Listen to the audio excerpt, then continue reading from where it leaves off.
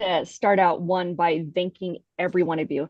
I don't know how many of you have had the time to go to any national conferences or any of the local ones, and everything is like AI, AI, AI. How many of you like that is like this code word?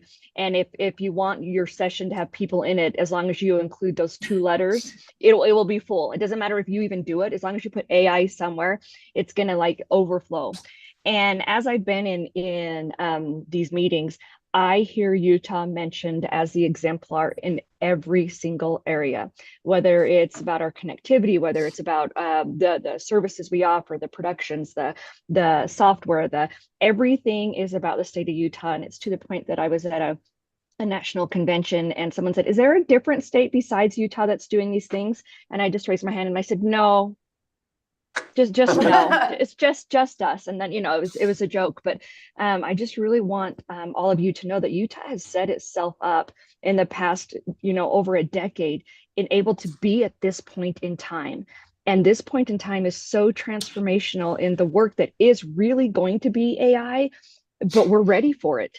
And I look at some of the other states that are just kind of being like, well, we're still working on the connectivity. We're still working on some of these very basic footprints. And because of all of the work that all of you are doing on a daily basis and dedicating yourself to, it's really made it so much more seamless, where it's not a fear where we're walking into. Instead, it's like, this is next. This is next. And I just appreciate the dedication from each and every one of you to make it that way. It impacts our students, our families, our communities, and it's a great place to be. So first of all, thanks to everyone. And then we're going to go on right to the second, and we have our minutes. First, see, Kara Rothman, we wanted to welcome you today. You are brand new with us today. Do you want to introduce yourself? Sure. Thank you for having me. I'm just finishing up week 2 here at the State Library. It's going well, going really well so far. We have a great team here. And I guess just a little background on me. I've been in public school and corporate libraries for over 15 years. My most recent experience is in a public library in Massachusetts. I'm grew up in Connecticut, and I'm really glad to be out here in Utah. I came here for the first time in 2010, and I fell in love with it. So it only took me 14 years to get out here, but it was worth the wait. And I'm really looking forward to getting to know all of you. Just bear with me. I think gone to 3 other board meetings in the last 2 weeks. So just kind of wrapping my head around all the new acronyms. I've created a spreadsheet to keep everything organized. And I'm just really excited that the library is included on this board. I think it's, that it's a natural collaboration and connection. So thanks so much. Absolutely. And Kara, this will be your favorite. This will be your Okay, favorite, just so you know. excellent. So you could just like put a little star, or if you categorize your events, you could just put this like whatever color, like, yes, I want to be there. Not that I have to, but I want to be there. So this So will you're the be great. first board that said that. So it's Oh, yours see, now. there you go. There you go. We have it. All right. So we're going to look at our minutes from last time. I hope all of you had a chance to take a look at those. And I am just waiting for a motion. So moved. Okay, looking for a second. Second. Okay, we have a motion and a second. And so all those in favor say aye. Aye. Any opposed? That is unanimous in favor of approving the minutes for the board. See, Kara, look how easy it is. See, this is a good board, right? And so here we go. Let's go to the next one. I'm excited also about this meeting because we have our committees in action now, which is something new for our board, doing them in a different way. So we're going to start it out and have a Jason Straight talking to us about the policy committee. And Jason, do you want to talk to us about this? And I think that you have 2 action items along with this. Yes, thanks, Chair Norman. We met with Laura Hunter, Jared Haynes, and I, and we have 2 board policies that we want to bring forward to the board. Would you like me to go over them together or separately? Let's look at them separately and then, okay, thanks. The first one is the community representation statement. This is a policy that we are bringing in compliance with House Bill 261. And this has been looked over by the attorney, and it's also this is an annual statement that we need to bring forward to the board for the dollars that we receive for KUEN's FCC broadcasting license. And what this basically does is it just affirms that we want to be reflective of the community that we serve, and that we will actively promote open employment positions, and that we'll have a broad applicant pool, and that we will foster and support an accepting environment in which everyone can be successful and supported. We seek to nominate candidates for the board advisory councils and committees that represent the composition of the many communities served by UETN. Got to remember the T. I'm kind of old school. And that we also, UETN will follow the principles of equal employment opportunities, and that we will deliver content and services that represent the multiple voices and viewpoints. Do we have any questions from the board?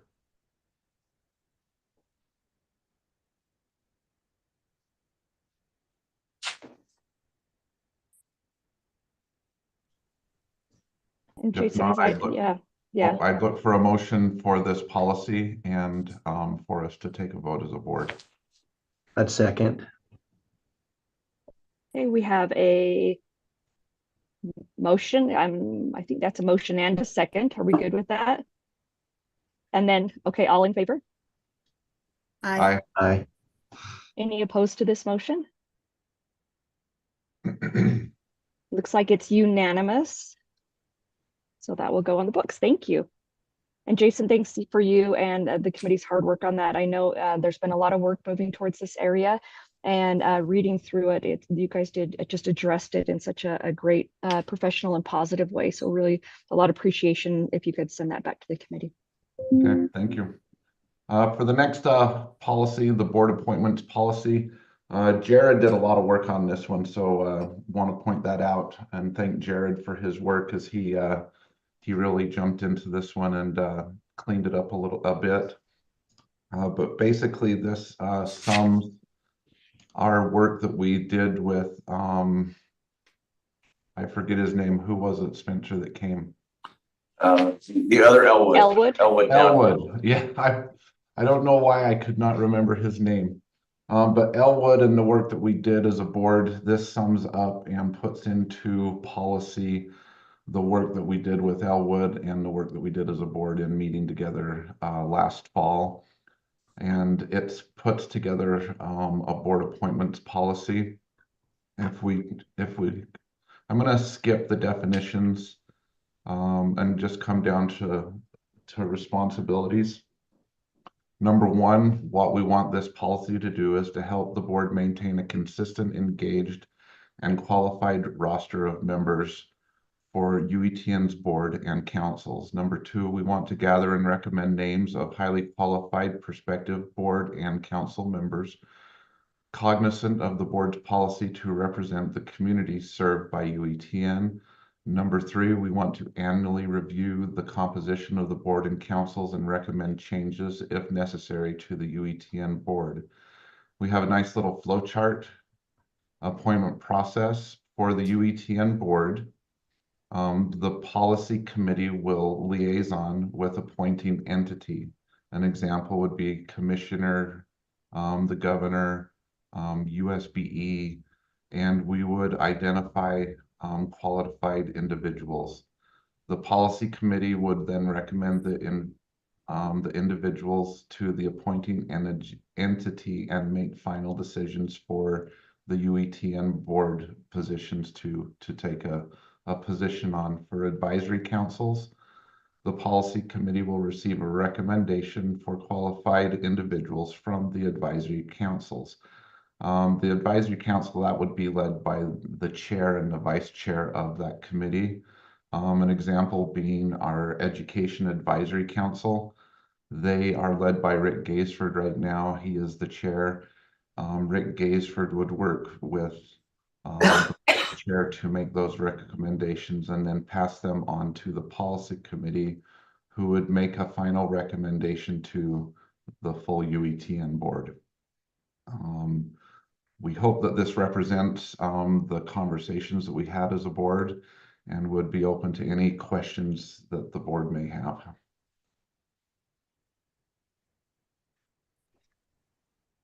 Looking for any questions from the board?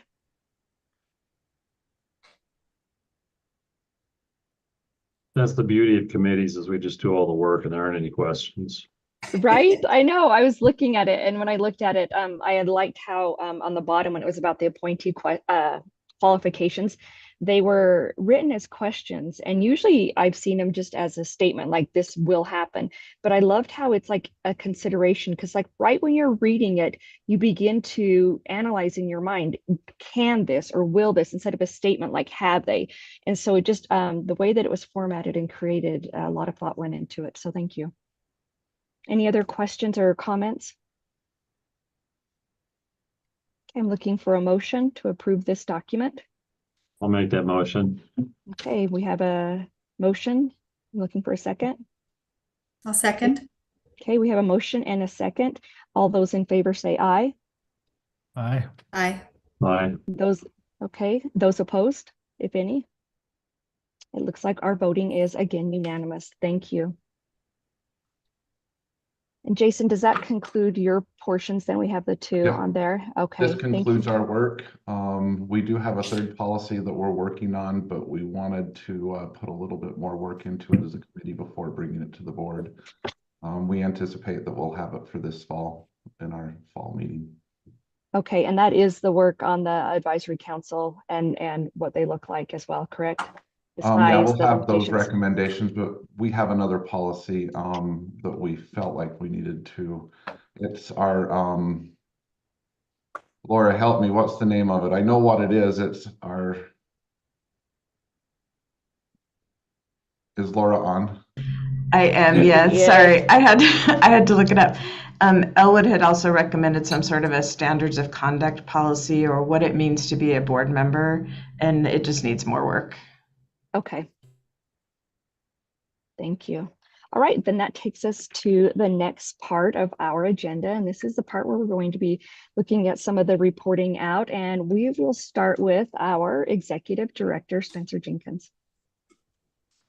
Actually, Dr. Norman, can we just, there's a 2.4 on the agenda on advisory council changes. Yes, let's do that. And I think, Jason, do you want to start this, or? I'm happy to as well if you want. No, you bet. This is kind of what we had tied in. I talked about it a little bit with the policies that we just did, but what we're looking at is, as a policy committee, we discussed some ideas for streamlining the work of the two advisory councils. And some of the recommendations that we came up with was to keep the council small, 10 to 12 people, review the constituent groups that are represented, identify groups that should be represented rather than individuals, align the terms so they end with odd number fiscal years, and keep equal with staggering the terms.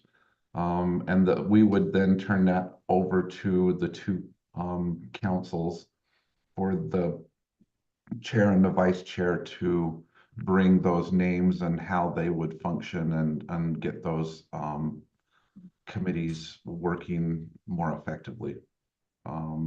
We did talk about this in the education advisory meeting, and Rick Gaisford, I believe, was going to start that work. So we did have this discussion, and this is what we would recommend that we move forward with our councils.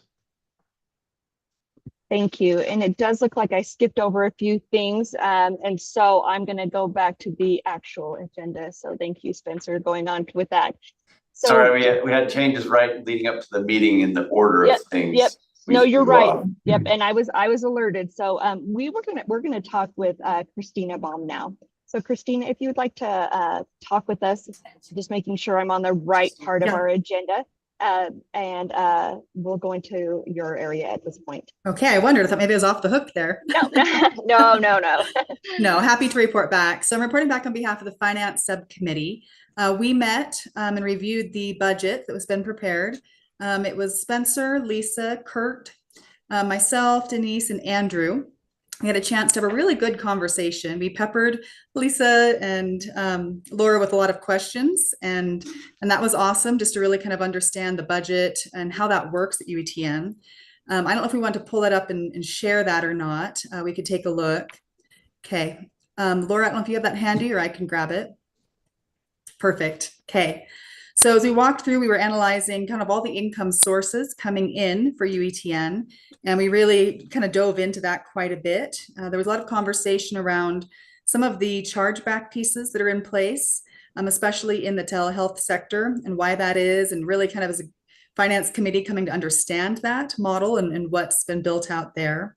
We spent some time talking through then also the expenses. So if we can jump down to that more. We reviewed that. We decided as a committee that if there were to be any efficiency gains or things we could look for, perhaps to be on the expense side, we could take a look a little bit more. But we were really impressed with the level of preparation and what's been put into this budget. So I move that we accept the fiscal year 25 budget as prepared and presented. I would second that. We have a motion and a second. All those in favor? Just a question, is the budget balanced? It is, yeah. Yes. We did talk about the reserves. So there's a portion that goes into the emergency reserve for UETN, and we talked through that piece. But yes, it is balanced. We also talked about if there's opportunities for additional services, that cybersecurity was an area we saw that would make a lot of sense for us to grow UETN services in the future. So yeah, I think we were as a committee very happy with all the work that's gone into this. Yeah. Any other questions or comments? Okay, we have a motion and a second. All those in favor say aye. Aye. Aye. Any opposed? Okay, we have voting is unanimous. Thank you. And thank you, Christina. I'm glad that we have this committee now. It's very helpful. And then in looking over that document was very helpful as well. Okay, as we're looking to the next part of our agenda, it looks like we have Christina Bauman. Is it Bauman or Bowman? Sorry. Or Sarah. Actually, right? Chair Norman, can I interject? We had a couple of last minute changes, and I believe Leslie Baker needs to hop off. And Okay. we bumped her item up to the top of the agenda. And if we could get her, and then there's an action item to appoint a telehealth advisory council member after that. Yes, let's just Sorry let me about know. that. No, you just let me know. I'm looking between the two agendas and then I'm trying to, yeah, so we're good. We're good. Leslie, we'd love to hear from you now. Yeah, thank you. And I apologize for messing up your agenda with my last minute requests, filling in for Rick. But it's a pleasure to be here with you to talk about the Education Advisory Committee and just to share some of the discussion that we had with the changes of the makeup of that and how that went. If you look at our members of that, it's currently made up of a wide variety of different people. And so this was the topic of discussion primarily of our meeting. We currently have 26 council members representing a wide range of things from higher education, K through 12. We've got members that are looking at all kinds of different things. And so we have legislators on there, we have telecom, we have just all these people coming together to look at this issue. But the participation of our council has been small. So that was a big topic of discussion about who should be represented on the Education Council, our Advisory Council, and how we can formulate the makeup of that. So there was some good feedback that we received in balancing suburban versus rural representatives, higher education versus K through 12, library representation, telecom. And so that gave a lot of information back so that Rick and Laura and I can start those discussions at our level as far as how we can narrow that down to the recommended 10 members of that council. So hopefully that will give us a good lead on how we can have the most important stakeholders participating, and how we can gather input from those council members and how they can share information back so that we can have a better functioning council there.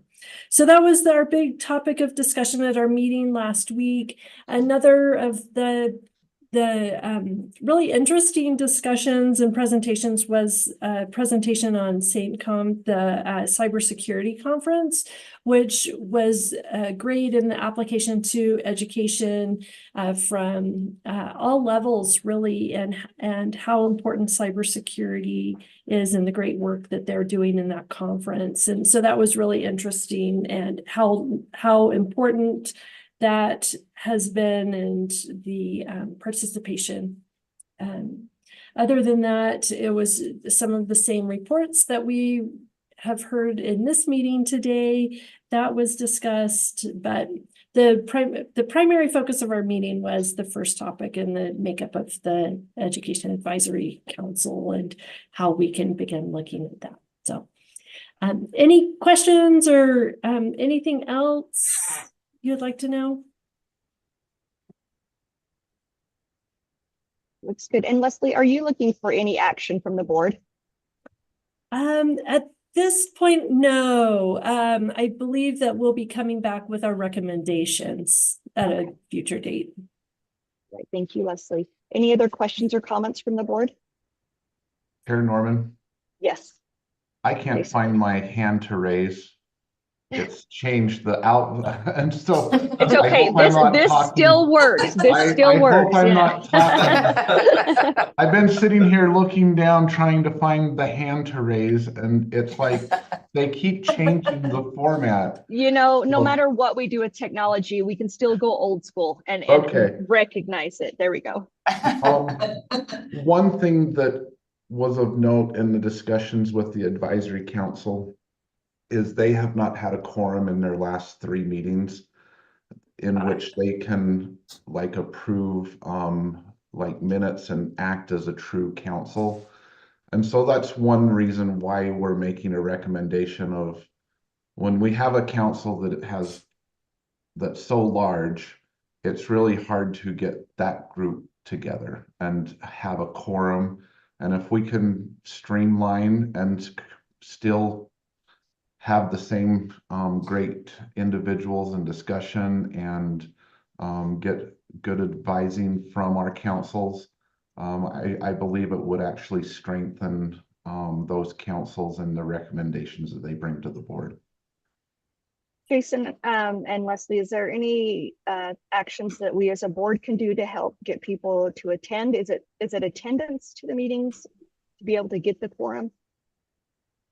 I think attendance is part of it. And I know in the discussions that we've had over the last year, there was a lot of discussions that we had with Delwood. I'm sorry, am I remembering that right? Elwood? As far as the purpose and helping people feel that they were contributing, and that would help with the attendance and participation overall with the board. And so I think that will help guide us as we reformulate the board to really identify who those major stakeholders are, how they are contributing and can provide recommendations and you know, find information that's specifically related to the work that they're doing so that they can see the value and can make that even stronger. Yeah, and Leslie, you do bring up that good point that where we did work as a board with Elwood on that specific item when it comes to roles and responsibilities, that being there matters, because you yourself have a specific role to play and a specific voice and expertise to bring to the table. And so, yeah, thank you for bringing that up. That is very important. Any other questions, Jared? Yeah, I'm just looking at the roster that you had in your meeting agenda, and the top part is shaded. I was just curious, is that kind of where you're thinking of drawing the line, or is that just expiration dates, or what does that mean?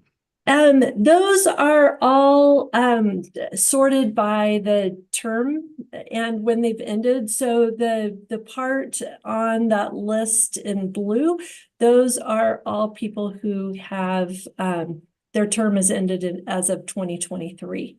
Got it. And the part in white are members who are still active through 2025. Okay, that's simply expiration dates. That's not Yeah. drawing a line on where you might. Exactly. Thank you.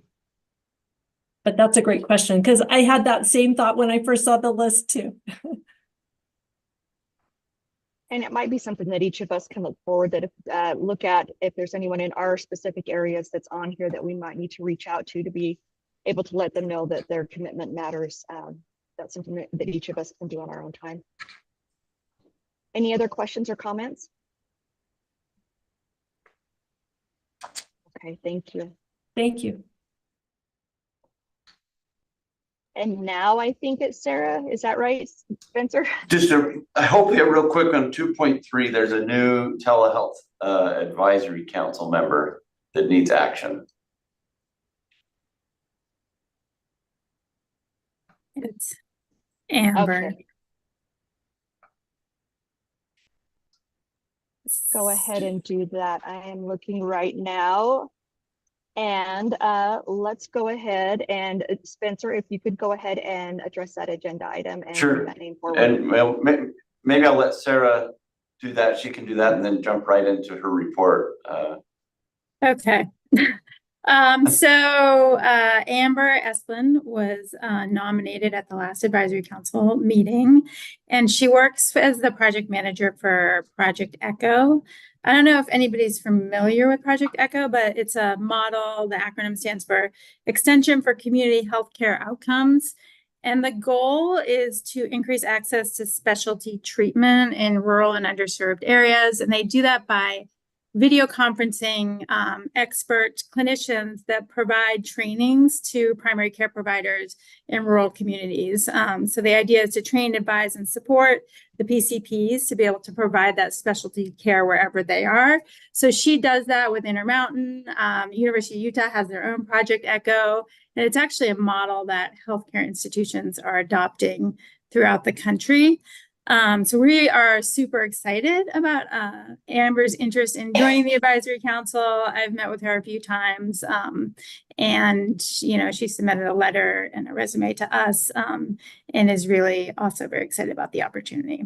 So I think it goes to a formal vote to you all. Okay, I'm looking for a motion. Motion approved. Okay, I have a motion. Do we have a second to that motion? I'll second it. Okay, Jared seconds it. So all those in favor say aye. Aye. Aye. Any opposed? It looks like we are unanimous yet again. Thank you. Okay, and then did you, Spencer, want me to jump into just the short report? That'd be great. Okay. All right, I'm just gonna go ahead and share my screen. You guys seeing that? Yes. Okay, and then I'm gonna go like this. Move this over. Okay. All right, well, it's only 3 slides, as you can see here. So we'll jump to slide number 1.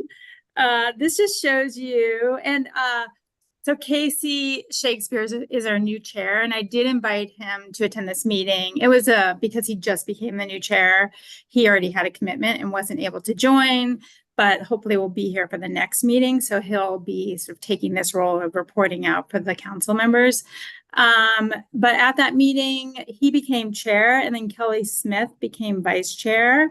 And then also Linda Edelman, who's with the University of Utah College of Health. Her term was expiring, but she agreed to stay on. Very fortunate for all of us through December of 2024. We had, because of the way the terms have been lining up, we have a few vacant positions. So I wanted to just highlight those literally, so that if you all know of anybody who might be interested in joining us, we'd love to hear about it. And the process has been, I've been working closely. So Casey was vice chair before, and we were working really closely together just on talking through, new member prospects. And then I conduct the outreach, set up the call, and have, either myself and other council members join, or just myself, and then bring that information back to the council for them to consider. So it's been really great getting to know each individual advisory council member. And I was thinking, as I was hearing you talk about the UEN advisory council, just some of the things that we share in common, I guess, and just wanting to make it meaningful for the council members to come. And also so that they really feel like they're contributing, to our mission and strategies and helping inform what we do. And so we've been talking a lot about that. And one thing I thought about when you were talking about attendance is giving everybody a speaking role is a really good trick to getting people to come. That and, raffles and prizes and food. So this is the list of sort of the changes to the makeup. We're also kind of trying to address the terms so that we don't have a mass exodus. And then I wanted to just talk about, so at the council member meeting, we talked about strategic planning. We're planning on getting together in the fall with advisory council members, staff, and stakeholders. I talked a little bit at that meeting, about how we had done an internal exercise with our staff, which I think I mentioned at the last board meeting, to do some strategic planning and logic modeling. But we realized through those discussions, it's really critical to make sure that you have the right people at the table and that we have the capacity to implement whatever we establish. So I've been talking to Spencer and the advisory council members about really digging into the state statute and using that as our North Star to address what is written in there. And one of the key things in there is that our job, in part, is to help inform policy and the state legislature and the governor's office on telehealth needs and resources throughout the state. In order to do that, we really need to understand what those needs are from the rural communities, especially, and the healthcare providers there. So that's part of the advisory. We have folks on our advisory council that are members of UTN, but also, really importantly, are rural healthcare providers. And so we're planning on working with them through the strategic planning process to understand what their needs are and what resources are available to meet those needs. So I'm really excited about that. We're still sort of working out the date and place and all of that, but I think that's going to be a really impactful experience. And then the other thing that happened at that meeting is we talked a lot about just these strategic goals down here. And in particular, there was an in-depth discussion about the school-based telehealth program. As you're probably aware, we deployed telehealth kits during COVID in 2020, 174 of them. And we are working right now with each individual school district to determine if and how they would like to move forward with the school-based telehealth program. And we're also working to serve as a liaison with a healthcare provider So we are working with Intermountain for the districts that are choosing to move forward with Intermountain as their provider. I've also met with the University of Utah team, and I'm talking to local providers about the possibility of them providing telehealth services for their school districts. So there's lots of opportunity with that program too. But one thing that we've learned is that, you know, technology alone obviously is not going to meet the needs of the districts, that they really need those sort of wraparound program development support, and provider access is critical. And so to truly do telehealth within the schools, they need to be able to have that provider access. So it was great. The advisory council members all contributed to that conversation. And I think that, you know, finding what's meaningful for the advisory council members and for us in that, you know, that secret, whatever middle section is really important. And I think we're getting there. So, and then a little later, Nikki from the Northwest Regional Telehealth Resource Center is going to provide an update on the conference that we all went to in Seattle. Are there any questions? I have a comment, Sarah. I just wanted to thank you on this. One of the things that as you were presenting and you were talking about, you know, the logic model series of change and then going through what the work that you've been doing, it brings to mind John Cotter. I don't know how many of you read the book, but my first introduction to that was in 2016. And we're going back to it and thinking, you know what, we're always in a constant state of change. And wouldn't it be nice if at one point we're like, yes, and now we've changed. No, it's because then we continue. And so that process and the way you worded that was so positive in the structure of it's a constant state that we're moving through. So any questions or comments for Sarah? Okay. And we're not looking for an action on that, correct? No. Yeah, Okay. this is just a report. Yeah. Thank you so much. Appreciate it. Thank you.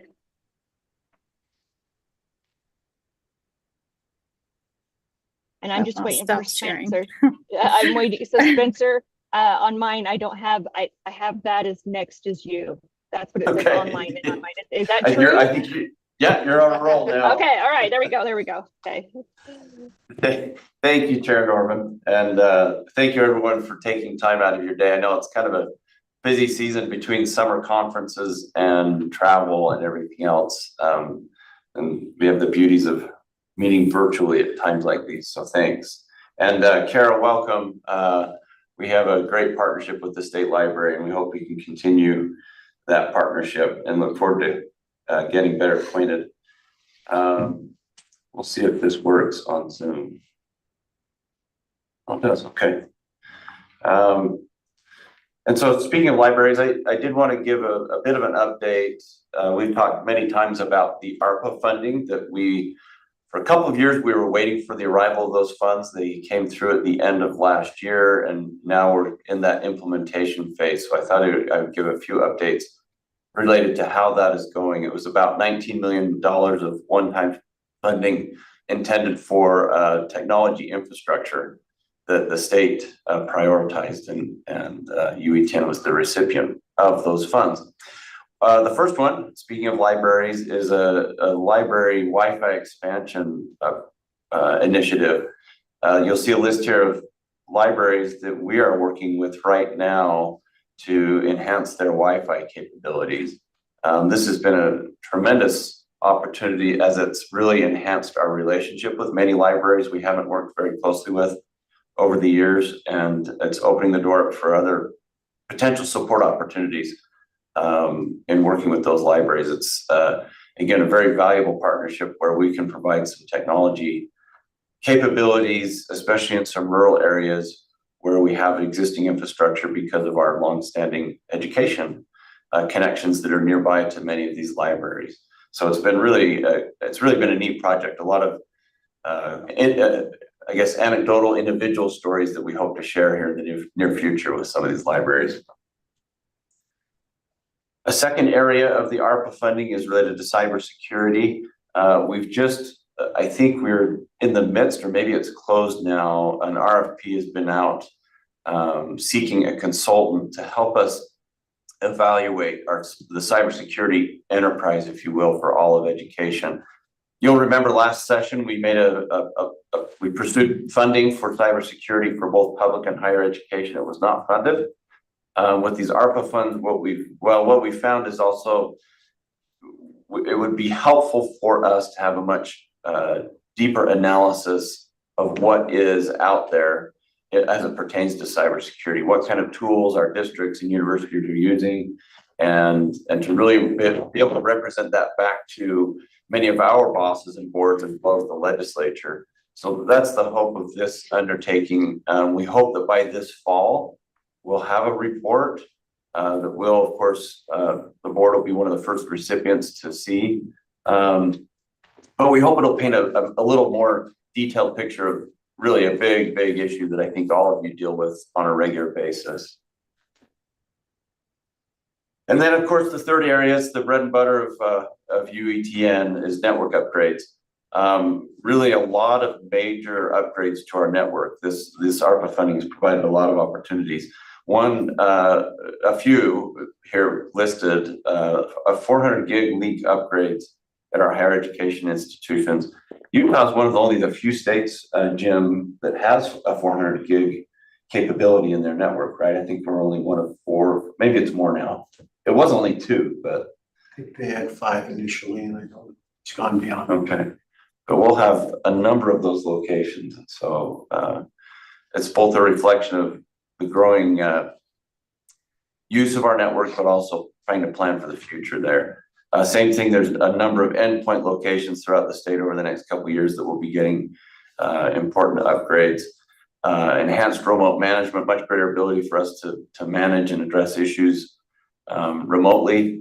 EduRoam, as many of you are familiar with, will be expanding its availability. And then, of course, wireless technologies. We're in hot pursuit of a lot of innovations on that front.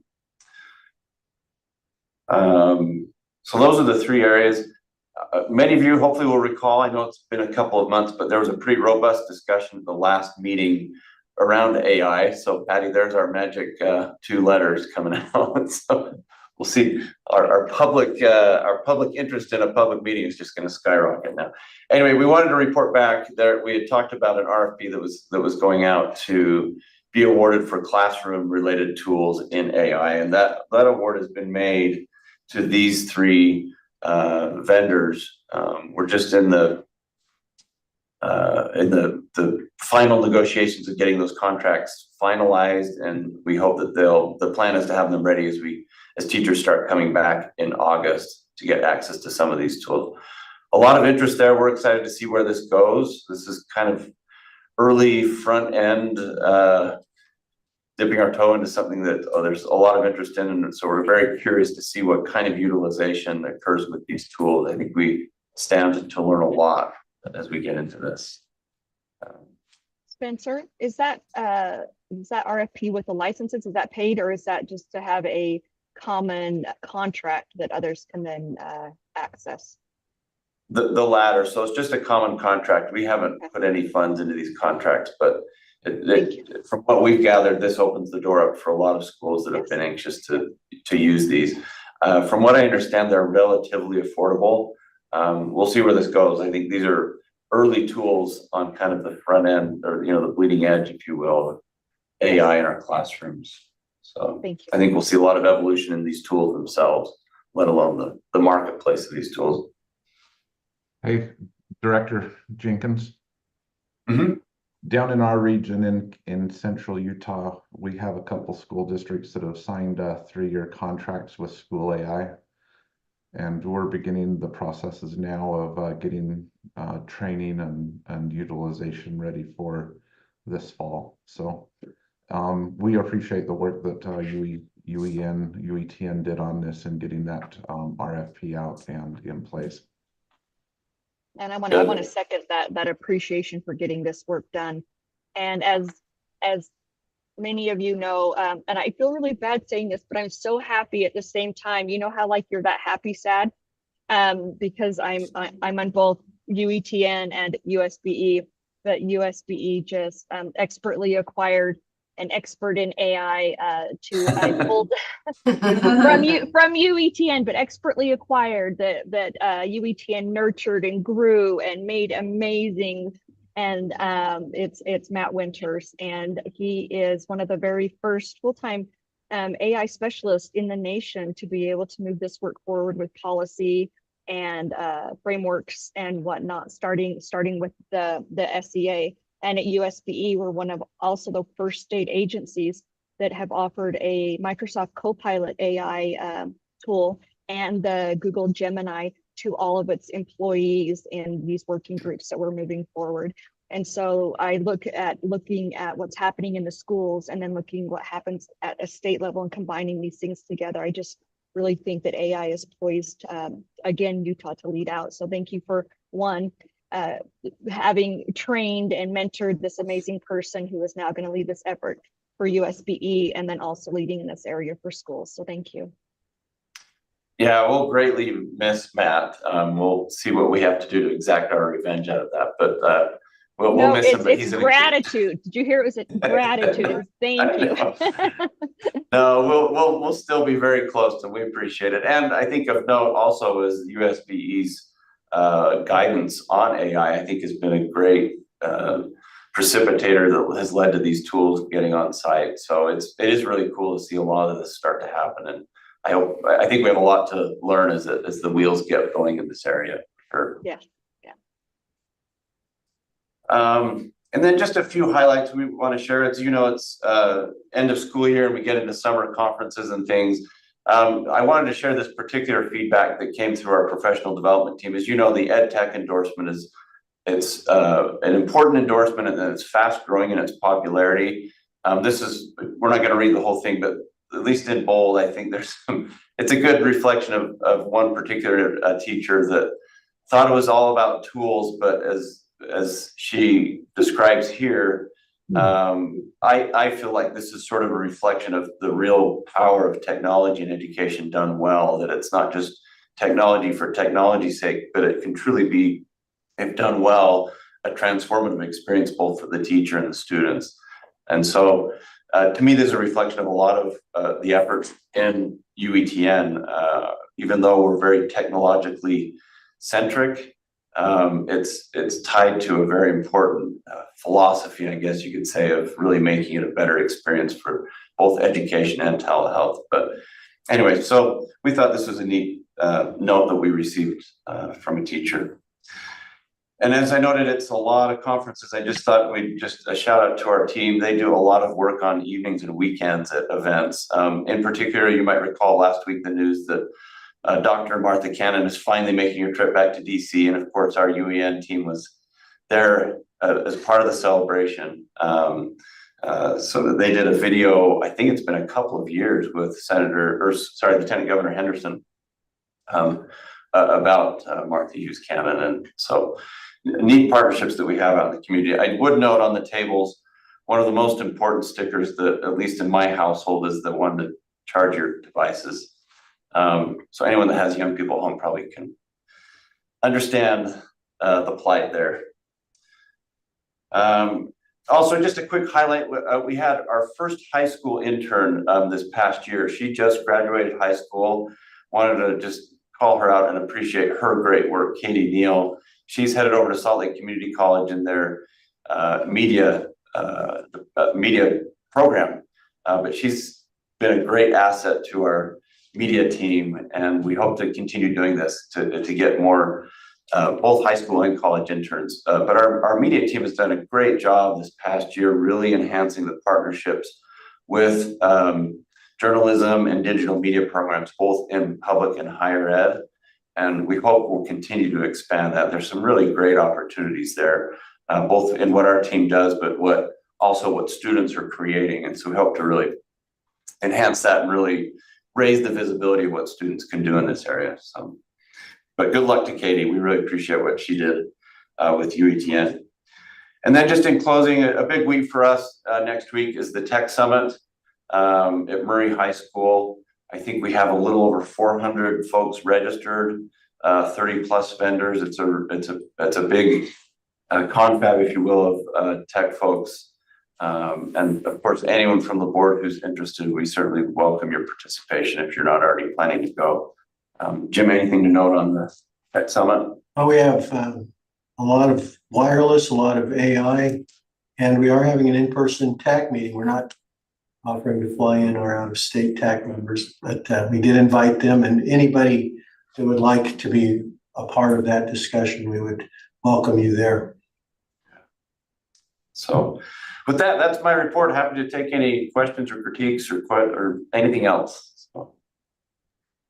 Thank you. I have a quick Spencer. question. I'll raise my hand the old fashioned way, I guess, real quick. Yes, Where Christina. can I access the agenda for that retreat?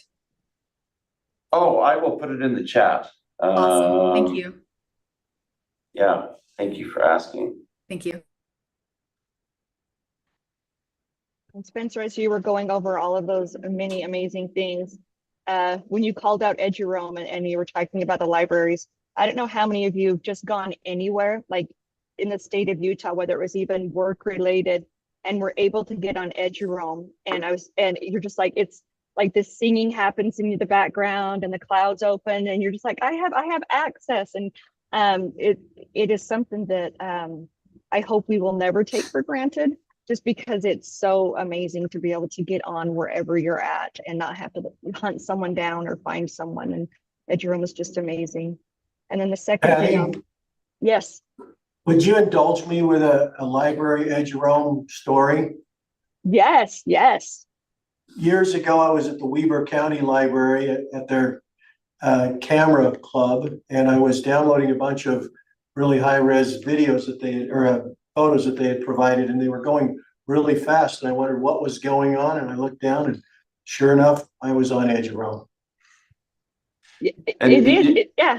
Angels singing. Didn't even know it, but it just connected and worked. It's great. You'll notice in the chat, Eric Hawley posted that he got connected while he was in Germany. So it's an international partnership that is education based. So if you're traveling, don't be surprised if there's a library or university nearby that has Eduroam available. I have another Eduroam story. I did not know that. I was in Madrid, Spain. We were going over to the real Madrid palaces, and my wife needed to find a restroom, so we stopped by Carlos III University. And while she was in the restroom, I was looking, and sure enough, I was on Eduroam. And I was at Trinity College in Dublin, and there was a big line of people standing outside waiting to get Book of Kells tickets, and there was nobody in the prepaid line. I got on Eduroam from Trinity University, bought our tickets, and we walked right in and bypassed the line. Very cool. A lot of power to It is so amazing. And I really hope that we never take it for granted, because sometimes things become so everyday that we're like, yeah, it's the expectation. And then it's no longer this joyful moment. And so I hope that it will always be the joyful moment of appreciation that it's made available and the reason why. So big thank you to everyone. And I appreciate you, Spencer, bringing up cybersecurity, because that has been, if we talk about the, AI excitement, we talk about, the brother of AI that's kind of like, okay, wait a minute, cybersecurity, it is so when you say those words, it doesn't strike the same joy. It's more about, okay, yes, there's so much work to do. And I know that'll be another big issue. Yeah, Dr. Hess can tell us. He just came from their Gartner Security Conference, and it's like looming clouds trailing behind him as he comes back into Utah. Yeah, Steve, do you have any real updates? challenges. Yeah, do you have any updates on that you wanted to share with us? Yeah, I would just say that the War Among Nations has moved online. It's true. The threat vector is very, very high, and we need to standardize in any way that we can with our applications and the way we do things in order to make sure that we're secure. And I think we've got some good plans going forward with Troy and the team on UETN. And of course, we've done many things with higher education as well. So I think we're on a good path going forward. We just need to keep going. And to always have it in our minds. I don't know how many of you have the tests. Do all of you have the know before you go tests that come in for cybersecurity? And I don't know how many of you, maybe I'm the only one who's ever gotten caught. And some of them seem so real now. They are so targeted that, and these are all like the test ones, but they're so targeted that you're like, of course, Superintendent Dixon wants me to have Taylor Swift tickets. Of course she does. that one didn't get me, but there was another one, and so they really do target them to your who you are and what you look at. And so every time I'm like, I just got to be so much more vigilant and make sure. And so I'm actually grateful for those tests, because it reminds us on a really consistent basis that we need to be vigilant in this area. So thank you. Does that mean you're a Taylor Swift fan? No, so that was the one that I was like, yeah, well, I am. I'm a fan because I really like anyway, yes, I'm a fan.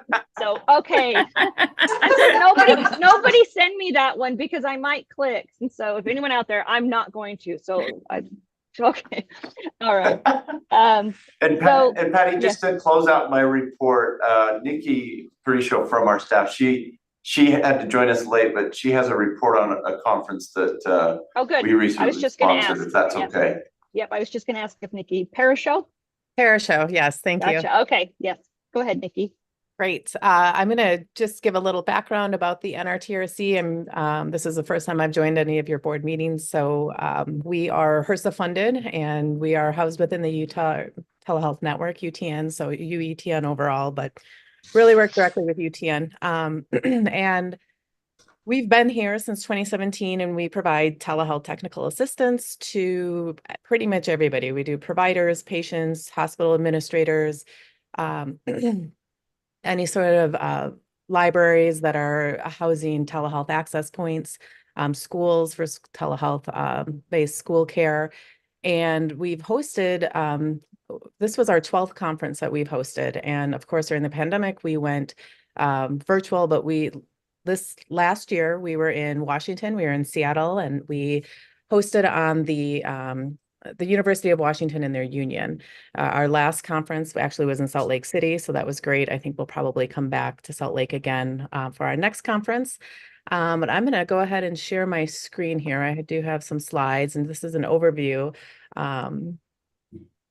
of our most recent conference. So it was a 3-day event. So it started April 29th, and we had the ability to serve about 250 attendees from all over the country. Our first day, we had a pre-conference workshop around the science of healthcare and quality improvement through a telehealth lens. Really well attended and well received. As you all are very aware, telehealth boomed during COVID, but prior to COVID, not a lot of data on visits, quality metrics, and that type of thing. So really, we've come a long way. We had Dr. John Scott open for us. He is a professor of medicine, and he's the chief digital officer at the University of Washington.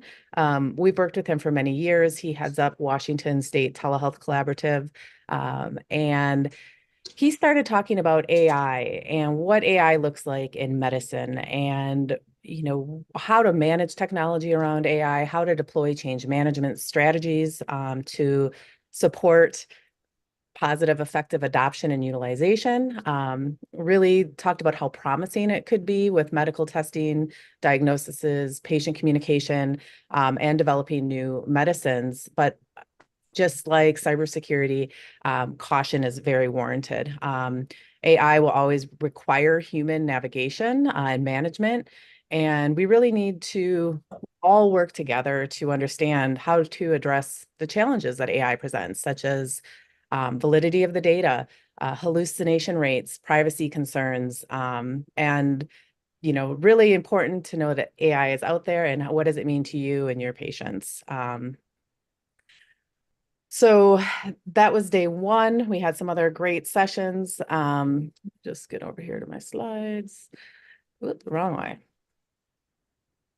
Day two, we were filled with, we had a healthcare innovation manager from Amazon Health who, they've had some changes in their telehealth program lately, just reminding us that, getting back to what Spencer was talking about, technology, technology isn't the answer. Really, you need to understand the problem you're trying to solve in healthcare and really get granular and work out the program. So our telehealth technologies part of the solution or are they part of the problem? So really to dig deep, we had some sessions on virtual nursing. I'm not sure if any of you have heard about that, but that's really helping that workforce crisis around nursing shortages. And we had a wonderful welcoming reception. And day 3, we focused on digital equity and digital inclusion specifically. We had the National Digital Inclusion Alliance. We had a keynote from him, and he really talked about digital equity and how that's turned into the superdeterminant of health. We had a telehealth technology showcase from one of our partner organizations, the Telehealth Technology Assessment Center. We had some conversation around improving digital equity with telehealth and libraries, and really what's going to happen with healthcare and broadband working together in a post-COVID era. So talked a lot about digital navigation and community health centers, community health workers, and then again, librarians being digital, are they digital navigators? Are they librarians, and all of the hats that librarians face and the challenges today. And so that is about it. I'm happy to answer any questions, and I'll put the link to the conference and then also the link to the NRTRC in case any of you have any needs to utilize it at any point. Nikki, thanks for sharing out. I think I'm always continually amazed at how far telehealth has come and how it's really bridged so many areas that we didn't even know there were challenges in the beginning. And I think that when we start talking about, oh, here was our traditional way of doing something, and now we have a new way because of COVID, and then you just take COVID out of the picture and you're like, and now we have a way that is beneficial to all and will help in these following areas, and how much that has grown. I remember the very first initial conversations here at the UETN board meetings about and it was in the area of education where we started to talk about, so if we have a kit, a telehealth kit, do we need to have a room, and does the room need to have a person, and does a person need to have a license, and does a license need, it was just like all of these, breadcrumbs about, what is needed to make some things that are, simple and everyday happen. And then how far all of you have come to make these processes just so complete and trustworthy. And I see, especially in the area of our students, just wanting to do more of the telehealth and to go in person because they feel more at ease and comfortable and will actually attend because of the time commitment is less. And so just wanted to just throw out that big thank you across the board. Anyone, any other comments or questions? Thanks, Patty. Yeah, thank you. All right. Thank you. I think we are, like how I think we are to the information items. I'm looking for a head check from Spencer. Yes, we are to the information items. Awesome. So if you look down here, there's lots of end of year celebrations. And if you want to review any of these or anyone wants to talk about some of these things that we have the SciTech Now, the UEN Homeroom, Equity in the Age of AI. There's some video productions as well. I don't know if, Laura, if you have anything you want to highlight or anyone else would like to highlight in their area of things that have been happening that you'd like to share with the board. Yeah, thanks for the question. I mean, I love everything that our group produces, but I wanted to particularly call attention to the SciTech Now episode. So ULEAD is a program funded by the state legislature that goes to USBE to highlight good mathematics instruction. And so this video is filming mathematics teachers who are in middle school, but it also aligns with the research work of a professor at Utah State University about what effective mathematics instruction looks like. So it's kind of a great example of higher ed and public ed and community and legislature all coming together in one really great video. So that's my current favorite out of this list. Yeah, I'll note, there was a lot of work that went into that because it was really pulling together, as you know, Dr. Norman, what it's like to pull together curriculum-based information. But I think just to shout also to our video team for facilitating that. And I wanted to say a big thank you also because it's so timely where our mathematics standards are in process of being updated. And so it's very timely to actually be able to see instead of just hear what it should look like, but to be able to see it firsthand. So the production team did an incredible job. So that's on my, you know how you have your list, your Netflix list. So this is on my list as well. So anyone else that would like to share out? We also have those upcoming events with the UETN Tech Summit, the Digital Government Summit, the CTE Summer Conference. I went to one of those this week, and it was amazing to see the computer science teachers, everyone there, you know, that fills an auditorium. And I think I am so grateful for the fact that many of these grateful at the same time, like,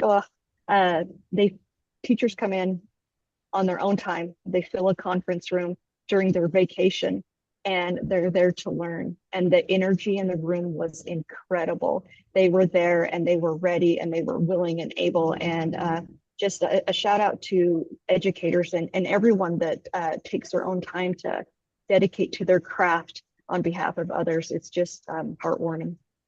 So the Utah Rural Schools Summer Conference as well. Does anyone want to provide any extra feedback on those conferences? I'll give some on Utah Rural Schools Conference since it's in Richfield and we're in charge of it this year. If any of you want to come to a really good education conference, come to it. We have 600 people, 600 teachers signed up right now, and we can go to, I think we're about to our max, but we're not going to turn anybody away. But we have a really good conference planned, and you can go to that website and see the sessions that are posted, the activities that we'll be doing. And are you coming this year, Patty? I'm gonna try. I can't come for the whole thing, but I'm gonna try and get down there. So yeah. Because you came last time when we had the writing bowl, right? No. Oh, well, I got told by risk management we couldn't have the writing bowl again. You know, risk So- management just ruins everything.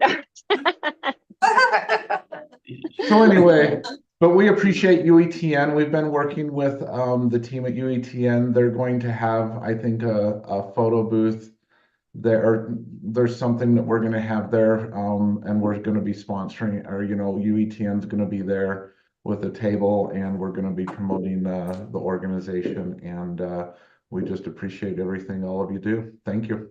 And who are the speakers this year? So we have Tammy Pfeiffer as a keynote, Josh Shipp.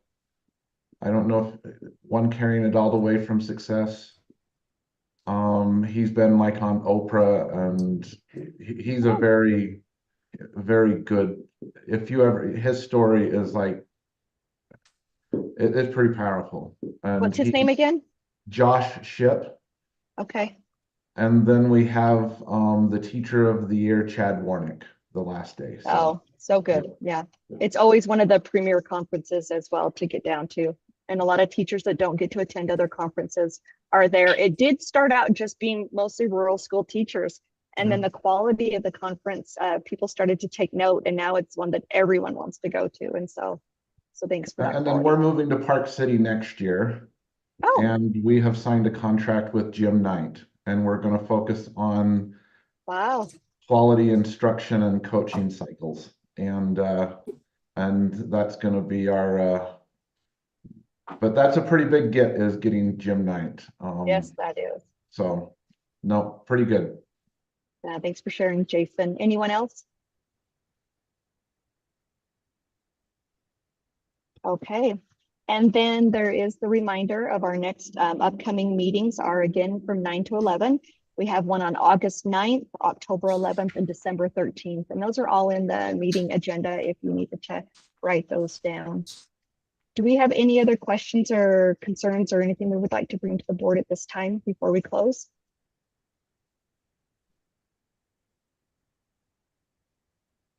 So for those of you that it was your first time here, I hope it was worthwhile. And if you have any questions or concerns, reach out to any of us. We can all, help with that onboarding process as well. So I'm looking for a final motion. So moved. So moved. There we go. Thanks to everyone. Good job, Patty. Thank you, Dr. Norman. Thanks. Enjoy the rest of your Thank vacation you. and anyone else Yep. who's traveling. Thanks. Thank you.